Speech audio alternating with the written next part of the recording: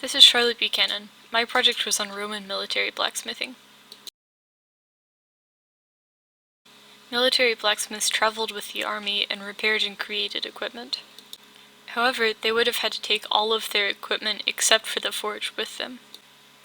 Roman forges were made of clay and could be constructed in a couple of working days at whatever site the army was camped at. Blacksmithing equipment is very heavy and bulky, so the question I was trying to answer is, did military blacksmiths adapt traditional equipment to make it easier to carry?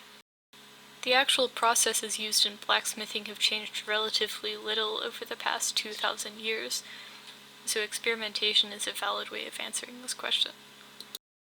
So for this project, I attempted to recreate a Roman-style utility knife using the same tools that a Roman would have had available, with the added limitation of using as few of those tools as possible, as my sources indicate that Romans would not have adapted the tools to be a different shape, but could have limited the use to have fewer of them so their equipment was lighter.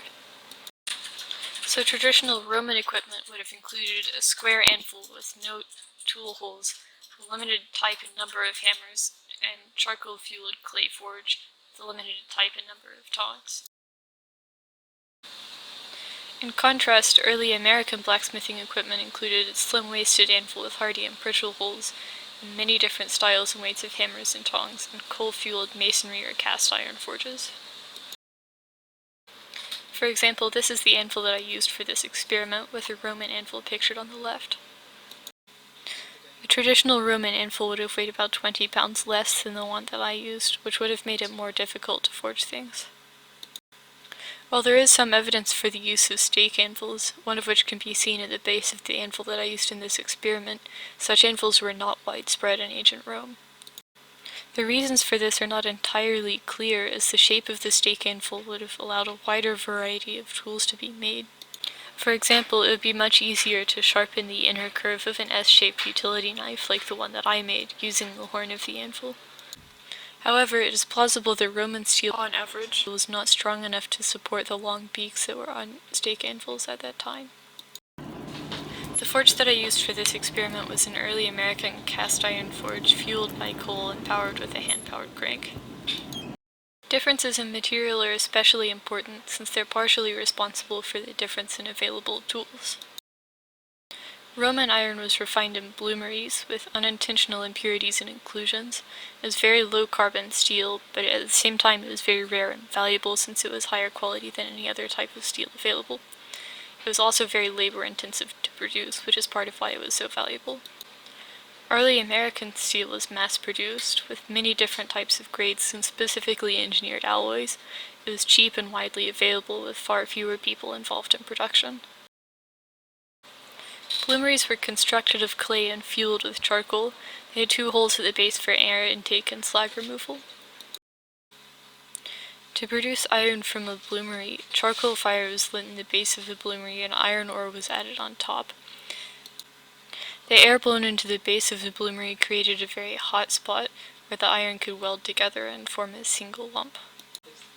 During this process, the iron absorbed carbon from the fire, which gave it the ability to harden.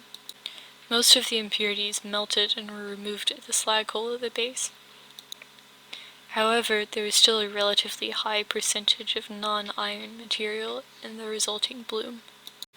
The iron welded together around the impurities and charcoal burning in the bloomery, so it had a very porous structure and was difficult to work. Wrought iron, on the other hand, which is used in early American forging, has a fibrous texture due to inclusions, is very low carbon, and is extremely prone to cracking. There's some debate about whether or not wrought iron is an accurate representation of the type of iron that the Romans would have had access to, since wrought iron has very low carbon content. Wrought iron was used for the initial attempt at creating a utility knife, but this particular piece of wrought iron, which came from an anchor chain, had too many inclusions and eventually cracked. This problem was made worse by the fact that I had limited the number of tongs that I could use, which made it difficult to securely hold the piece that I was working on. I attempted this experiment originally with only a single set of tongs, and no hardy tools, which are the tools that fit in the square hole in the anvil, and only 2 hammers and using wrought iron. Not only did the high level of impurities cause the material to crack, the wrought iron also did not absorb any carbon from the fire, which meant that when I quenched it for the first time, it didn't actually harden. This means that it wouldn't have made a useful knife. For the second attempt at creating a Roman utility knife, I used rebar, which is a more accurate representation of what kind of iron the Romans would have had, since it does actually have carbon and is able to be hardened. Additionally, instead of limiting the type and number of tools that I was able to use, I used the ones that were most effective, with the exception of using hardy tools, which the Romans would not have had access to. For the initial attempt at this experiment, the wrought iron was drawn out into flat stock and given a point. This process took multiple days. The iron was then shaped into the general form of a Roman utility knife, but more exaggerated as the edge beveling would cause it to straighten out. Once the material was in the general shape that it needed to be, it was given an edge, and holes were punched in the tang to take the handle. However, during this process, the tang cracked irretrievably, and the project had to be abandoned and restarted. For the second attempt at the project, a piece of rebar was given a point and then flattened. The point was curved up towards what would become the spine of the knife, and a section at the base of the knife was widened and then offset. Using the edge of the anvil, the blade was marked where it needed to be removed from the rebar. Then it was broken off using tongs. Then the widest part of the knife at the base was flattened out to what would become a socket and curled over on itself using the peen of the hammer. After the socket was formed, the blade was heated to red and then allowed to air cool twice. The blade was then heated to the same temperature and quenched. After the quench, part of the fire scale was filed off and the blade was annealed to a golden yellow. The final edge was then filed and a handle fitted. The initial design of the knife was to have a full tang extending all the way through the handle, with the wooden handle secured by 2 rivets. I eventually discarded this design because of cracks that ran the width of the tang. The second design has a wooden handle inside of a socket. This is eventually the design that I actually used. The third design was a contingency plan where a socket was attached with a different material. This would have been necessary had the material continued to crack, or if the socket had burned off in the fire. All 3 designs were taken from images of knives on display at the Museum of London. All of these knives were found in Britain, if not necessarily in London itself.